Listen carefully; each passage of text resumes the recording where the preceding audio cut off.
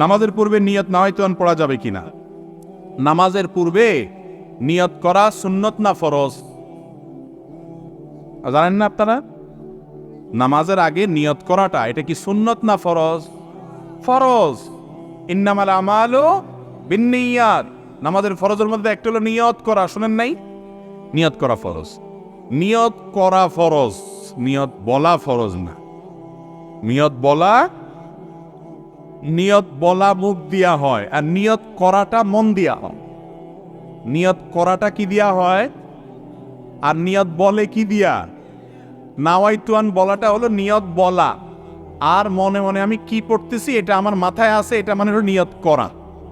অনেক সময় বলে না যে আগামী বছর হজে যাওয়ার নিয়ত করছি, এর মানে সে বলছে নাওয়াইতু আনা রোফিল হজ।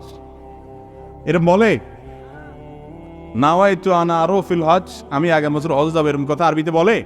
কিন্তু তারপরও বলে আমার হজে যাওয়ার নিয়ত। একজন যাইতেছে রাস্তা দিয়ে, কিও কোন দিকে ছুটছেন, কই যাইতেছেন?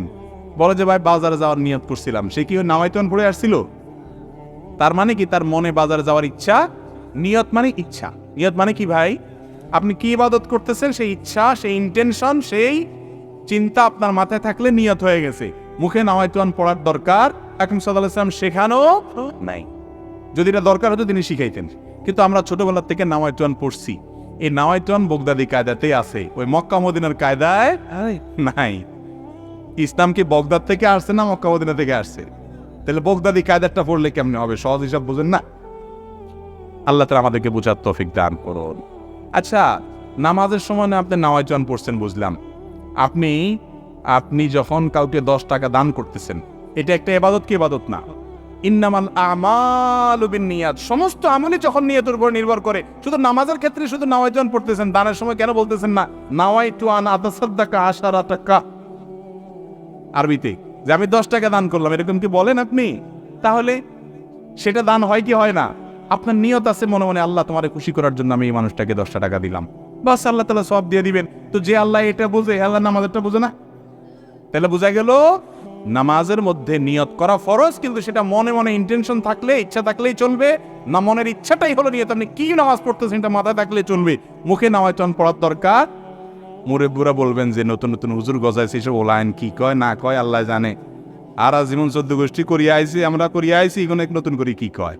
বাবুরে, আমরা দেখতে খেতে ধান লাগান, সব কি দান হয়নি না কিছু আগাছাও জগজায়? আগাছাগুলো উঠাই দিতে হইব। যদি কন না দানের লগে আগাছা উঠছে, ইগিনো থাক, চলবো? ফসল ভালো হবে?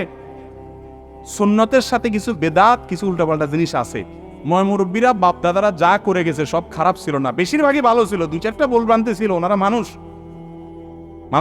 না কয় না বাপ দাদা যা করে আসছে এর উল্টাটা আমরা করব না। তো বাপ দাদা তো আলস হয়েছে, ওনারা বিদেশ হারাইছেন কা? বুঝেন নাই? ও দুনিয়ারটা তো ভালো বোঝেন, মাশাআল্লাহ। বাপ দাদা আলস হয়েছে, ওনারা করবেন তুই 14 গোষ্ঠী আলস, তুই আলস হবি বেটা, বিদেশ কিনলে যাবি। এটা তো কর না। সেখানে ঠিকই বোঝেন যে বাপ দাদা ছাড়া সুযোগ আছেন না, তারা এটা করছে, আমি একটা ভালো সুযোগ পাইছি এটা করি। তো বাপ দাদা যদি ভুল করেন সেটা কি ধরে রাখা যাবে? আল্লাহ আমাদেরকে বুঝার তৌফিক দান করুন।